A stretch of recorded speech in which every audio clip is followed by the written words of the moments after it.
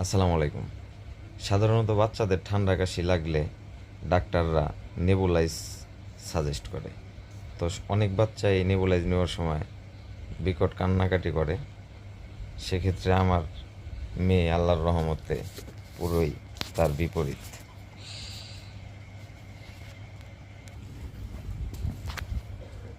আম্মা,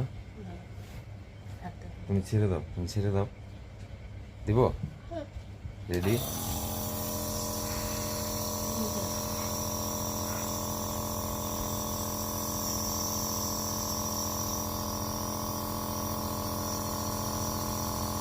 আমার আম্মা একা একাই গ্যাস নেবুলাইজ করে।